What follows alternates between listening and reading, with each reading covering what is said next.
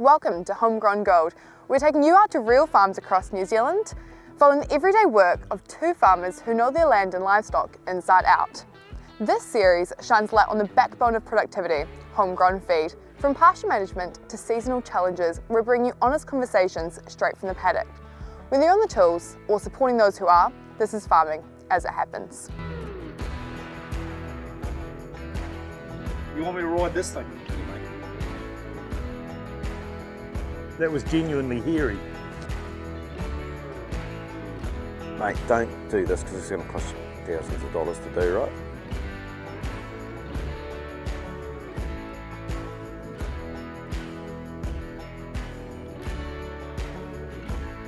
Pretty impressive, I've got to tell you. So we run 4,500 breeding ewes and around 300 Angus cows. We try to finish as many lambs as we can. We bring lambs from the top farm down here and finish them here. We mainly treat that one as a breeding block, and this one is now a terminal block with the old ewes coming down from the top farm to here to lamb, and then we'll try and get as many lambs away fat from that. So what's your biggest risk? So for us, like it's the summer dry, so we try and farm a system around the summer dry on the east coast in the Wairarapa. Yes. And probably a weather event at this time of the year. But so we farm our system predominantly for trying to beat the dry. So target heavy lambs at weaning, heavy ewes at weaning. Obviously heavy lambs at weaning means heavy capital ewe lambs going in, because we mate every year. You mate your mate our hoggets every year, rightly or wrongly. So that's a big thing for us, I guess. But yeah, it'll be cool to see your country and see what you're dealing with and stuff like that. Like I've never been through here, so it's all new to me. But what do you reckon? Should we go out and have a bit of a look around while it's fine? Sounds good to me. Weather's pretty garbage at the moment. Yeah. No, spot on. Right, let's get out there. Bloody good. Let's go.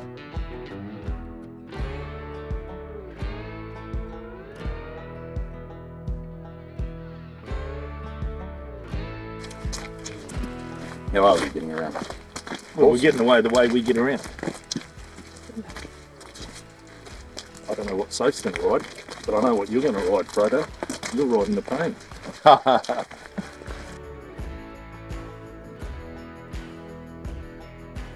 Do you ride? Are you a horse rider, Tozzy? They'll be fine, Tozzy, as long as you hold on tight enough.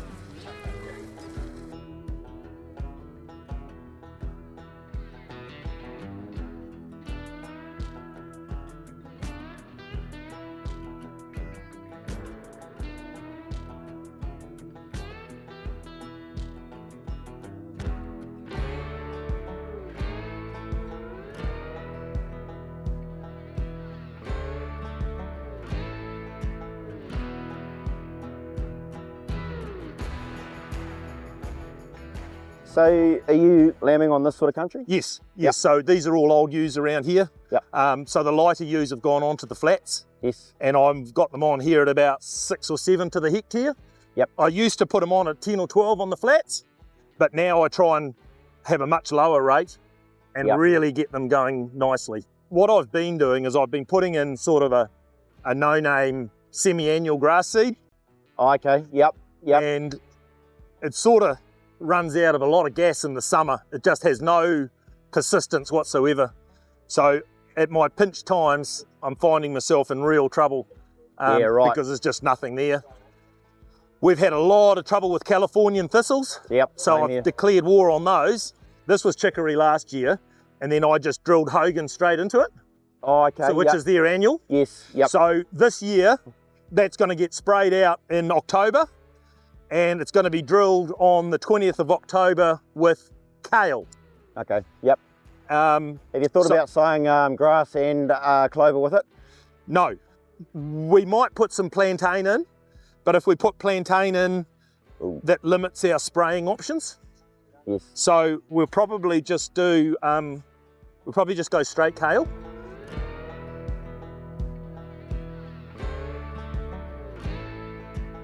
So set stocked onto Hogan here? Yeah, so this is last year's chicory, and we just direct drilled Hogan straight through as an annual. and we'll wait and see what these Barrenbrook guys tell me I should be doing here. Yep. Before we decide. But these flats are rotated mostly, except for this time obviously we're lambing, so we're set stocked for lambing. Yep. Yeah. Yep. And trying to get longevity, I mean that's the aim of the game, isn't it? You do the big investment, and that's the hard thing, is the big cost up front for the new grasses. Yes. But then so many of us, me included, get the grazing wrong and we overgraze and we don't get the longevity out of the pastures, which is so frustrating. And for me, like I try and rotate for getting that clover production. We planted a perennial ryegrass in this paddock over here, but I probably grazed it too hard, and I think I've chewed most of that out and I've been left with the dirty old poa, which is a non-performer. So I think what you're saying has absolutely happened to us already.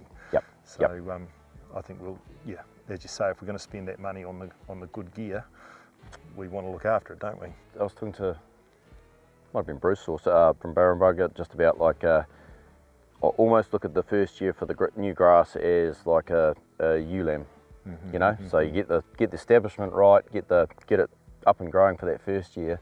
You almost pay for you get to reap the rewards for the next couple of years. But I'd probably try and baby mine a bit more to try and get the production out of them, and keeping those covers slightly better. Man, it can grow. And I had some lambs, but they'd been through that rotation, so I put them up on the hill onto some older pastures, and the growth rates just plummeted. Even though they're on good tucker, that's why I just think this type of country, like, it's got to be in as higher producing, fast growing stuff to get the maximum out of it. And well, it's no doubt legumes. When we bring the lambs down from up the top and they come here, they just whistle. Yep. You know. Yep.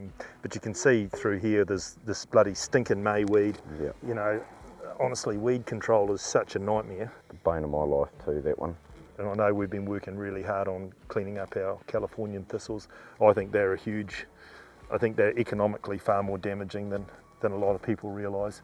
Yep. You know, when you've got a third of your paddock impenetrable. I mean, it's taken a third of your paddock out for the majority of the summer when you need it the most. So I sort of say, well, the price of spraying that is less than the price of leasing the same amount of pasture somewhere else. So spray your callies. That's what I reckon. And clover rate in here, because there's not a massive amount. Obviously, it's midwinter. We've sacrificed the clover to get the weeds under control. Yeah. So we've smashed the callies pretty hard. Yep.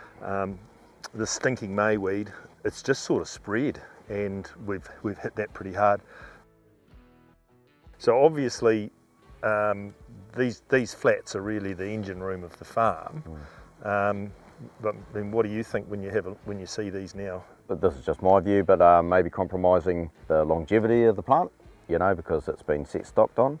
So like the sooner you can get onto the rotating, you allow those clovers to come away. You know, these are perfect paddocks for a little rotation, right, eh? Yes. You know, like your early culls. Yeah, I mean, look, they're in pretty good shape considering you've had to nuke them with nasty chemistry to get rid of mayweed and that type of thing. But I mean, it's just such a common problem, widespread. But yeah, I guess knowing your fertility, so soil testing be one.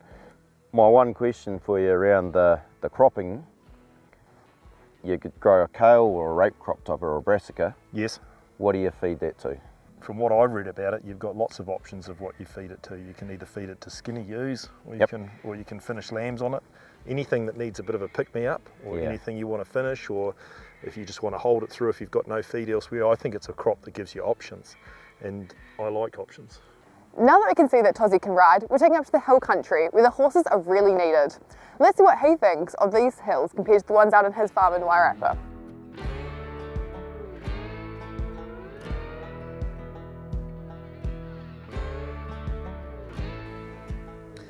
If we look down through here, there's no clover, and you know, I think if we can improve this pasture here, it would make a huge difference. What do you reckon? Going for a walk through that paddock, and after hearing some famous words from old Dick Lucas from down Lincoln University, by getting a gauge based on every step you take, if you've got legume under or clovers under each step you take, then your clover population is probably at a good state. But looking at this, I think there's not much legume content in there, and I think that one of the undervalued things about legumes is that if you can get more legume into that pasture, you're going to be naturally fixing nitrogen, but you're also going to be feeding the shitty grasses.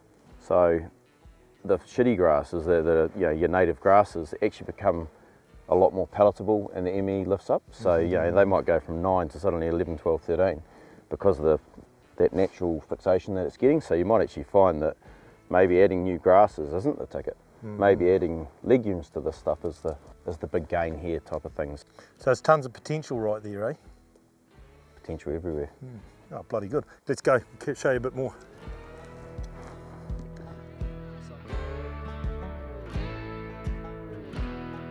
So, what are you saying about subdivision, Richard? You reckon we've just got to get more smaller paddocks so we can get a proper rotation going? Well, I think so. If you're going to try and get the most out of the investment that you're putting into the new species, Yes. then I would have said having the subdivision down to a far more manageable size to get the pressure when you need it, I know. So can't I achieve that with just putting a bigger mob in, push them a bit harder? There will be a way, but I mean, that's where your experts come in, right? Yes. I mean, this is different country to me, and every region's so different. When I was doing that clover trial, the difference between us, Gisborne and Hawke's Bay was quite significant, you know? Yes. I'm pretty unhappy with our clover, you know, in these pastures. Yep. But I also know that we've hit these Californian thistles pretty hard. Yes. And we kind of had to do that. And now we just need to get those legumes properly established, because I reckon they're a game changer for us, to be frank.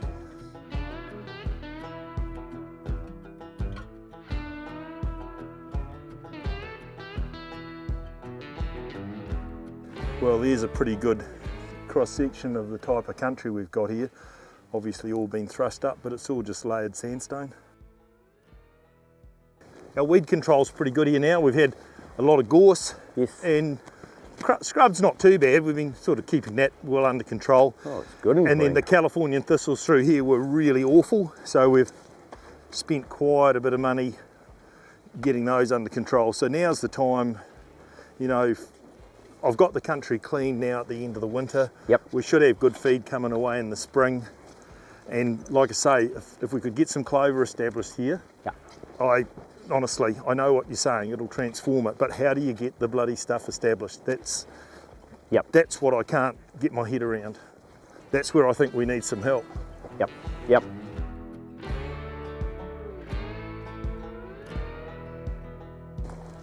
I'm probably the guy that wants that extra ewe and that extra cow, and I have a funny feeling that if I reduced our stocking rate, I would reduce my workload and improve my outcomes.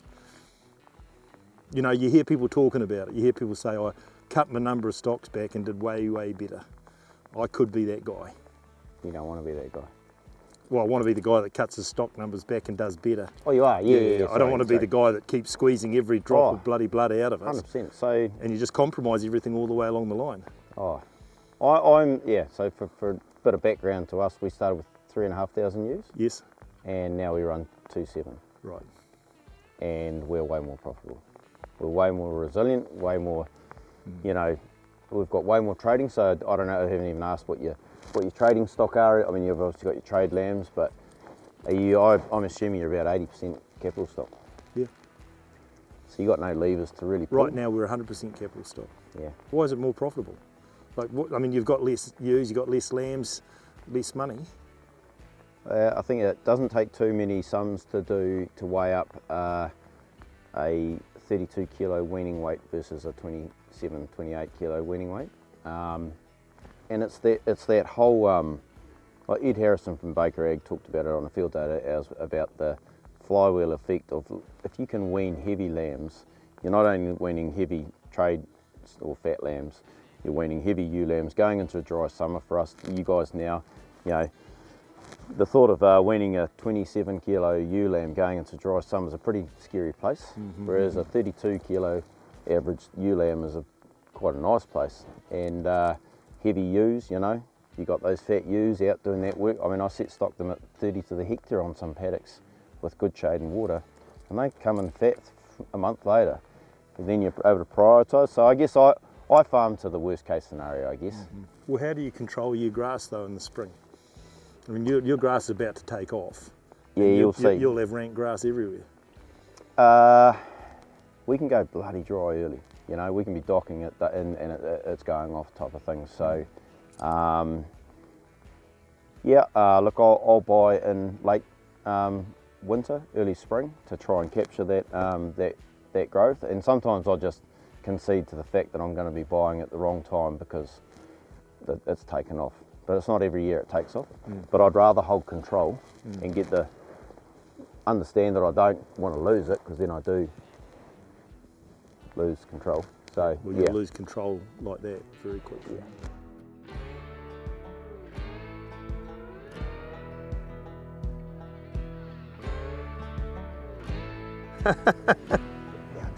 Precious? Any more Precious it yeah, is. my precious is a Yeah, bit yeah. precious at the minute. Your precious yeah, ass ready for a beer or what? definitely. Come on ready then, for a let's beer.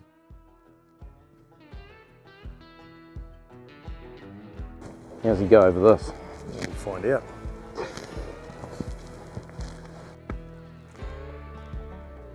Yeah, jump off. Ooh, You don't want to hit the fence. no. Well done. Thanks for coming over, Toz. You were amazing on that pony. Thanks, Dave. Appreciate the look around. Bum knows all about it, but looking forward to showing around our place tomorrow.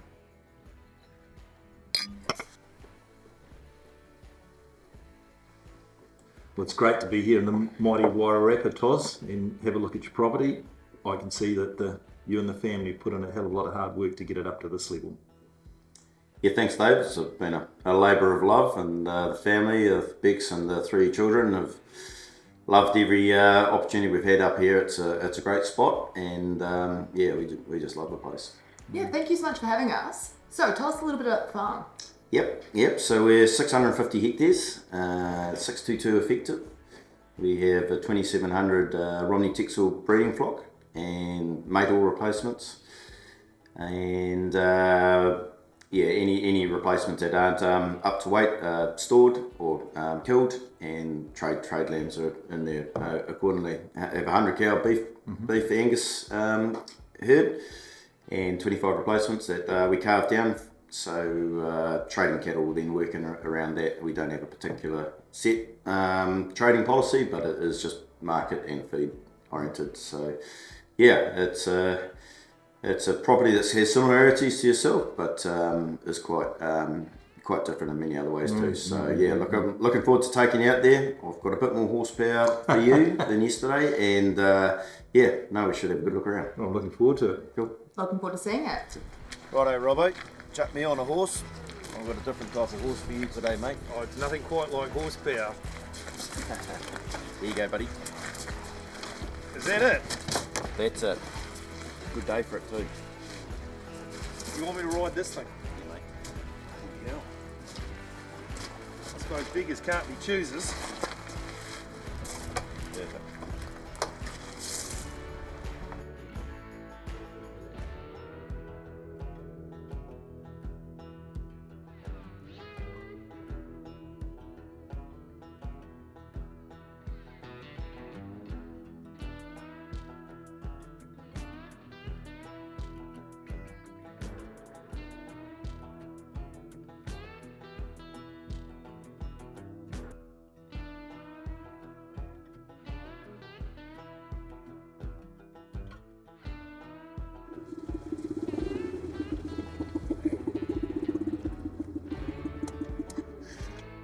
I reckon that's enough two-wheeler riding for me for today, Tozzy. I think I'm gonna sit in the middle there where it's nice and warm.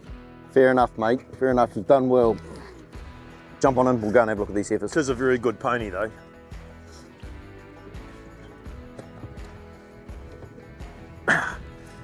All right, that's better. Warmer? Now I'm heavy.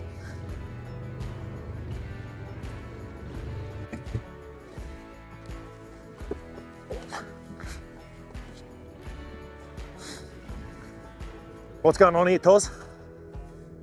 Right, so we've got our first calvers in here. These are our early first calvers on their first season with their halter collars. And you know, normally we'd have wires everywhere, but this year we're having to play with these collars, and so far so good, loving it. Mate, it's absolutely, I've read about it, I've seen the videos, but to see it for myself, it's impressive, isn't it? It's pretty cool. So To think that yeah. you moved this last night from our place while I was out there in the dark shifting them on a wire. Brilliant. Yes, she's a bit different. So no, looking forward to once they drop their calf, pausing the collar, getting them out here and onto our short-term annual grass that we've got in here. So we've just got a short-term annual that we chuck in here. It's essentially classed as our sacrifice paddock. Yes. Because we do cause a fair bit of soil structure damage, and yeah, they go ahead and onto this stuff. So theoretically, when a cow has calved, you could just let her ad lib through here to her heart's content, couldn't you? Absolutely, that's pretty much the aim of the game. So Yes. yeah, and once we get the bulk of these girls done, we bring in our later calvers, and they come in and they just start rotating through, or break feeding through here too. So yeah, Pretty impressive, I've got to tell you.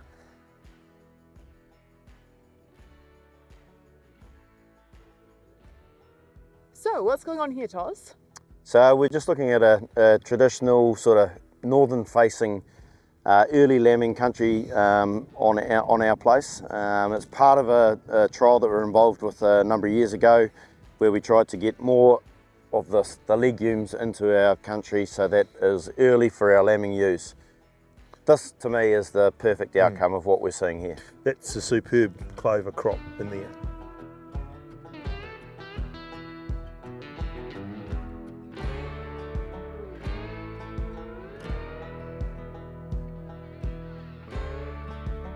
Flats are looking pretty impressive, Toz. They're in pretty good shape. We gave them a tickle up with some urea 3 weeks ago, and I think we've had a really good response from it. No, it looks magnificent.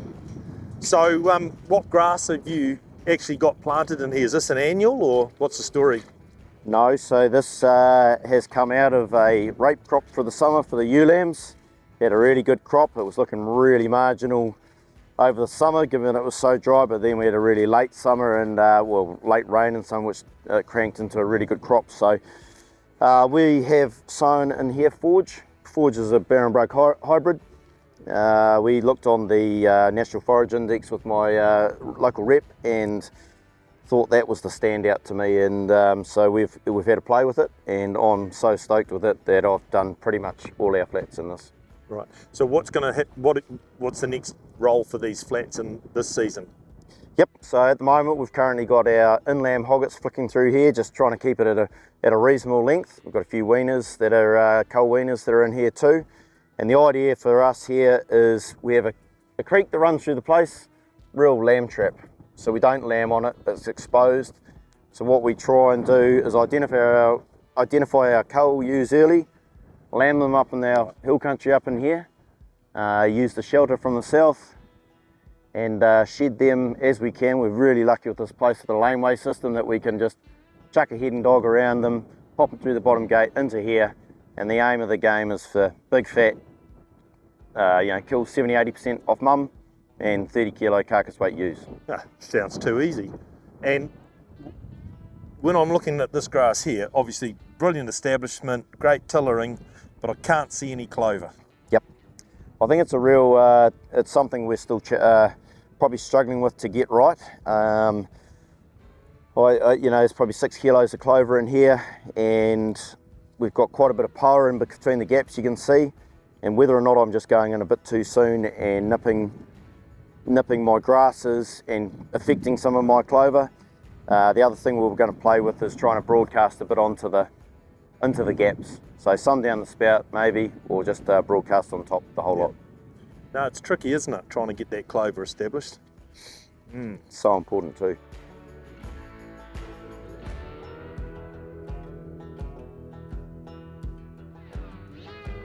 How do you decide which paddock to crop on? Yep, good question, Sophia. Look, I'm no agronomist, and I like to use people from outside that are experts in their own field. I've got a good relationship with Barrenbroke, and their varieties I think are top notch, and I'd like to get someone in to come and sort of give me a bit of guidance and help me through what we need to do here.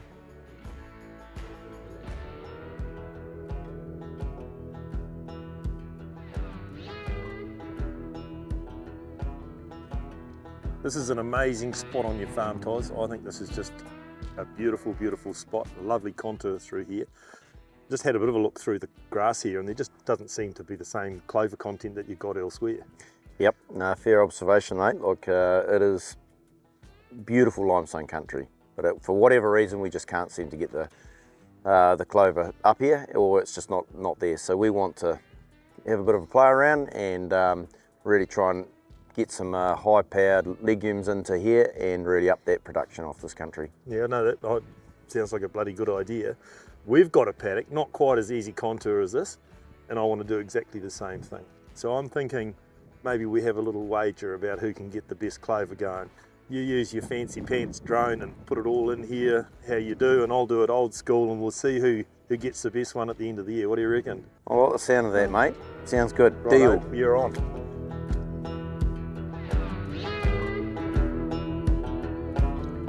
Thanks very much for having us over, Toz. Your place is amazing, and it's just a credit to the hard work that you've put into the place. And you know, to be honest, it's pretty inspirational, and I just want to get home and get stuck into it. Yeah, thanks, mate. Yeah, it's been a pleasure to return the favour for yesterday and having a look around, mate. Like, I think every place has got its pros and cons and stuff like that. And yep, we've done heaps here, but I reckon we can keep doing more, and that's what excites me. You know, probably embracing a bit of technology and using that, and just, you know, using the expertise of the likes of the Barrenbrook guys, and you know, getting their expertise into what we're trying, our brain fart ideas, you know, and trying to really keep cranking this place is the aim of the game. Yeah. Oh no, that's amazing. Yeah. Cool. Are you getting some help in to help you make some of these decisions? Yep.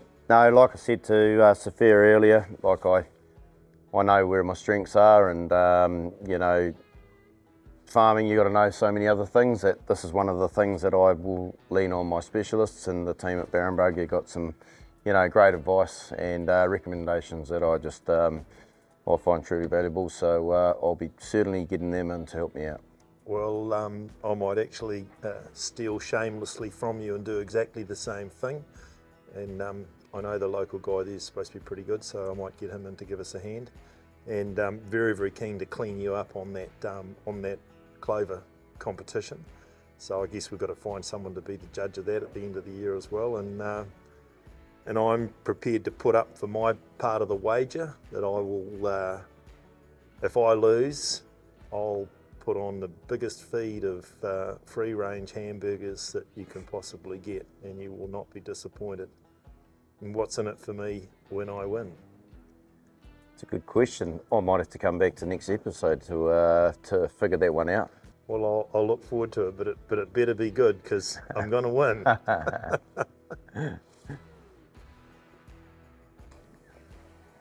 Now that we've seen both Dave and Tozzy's farm, we can say they both need a little bit of improving. Dave a little more so than Tozzy. That just shows there's something in it for everyone. Stay tuned for next month, where we will have the experts in to give their opinions. But this is the end of today's episode. Thank you for watching.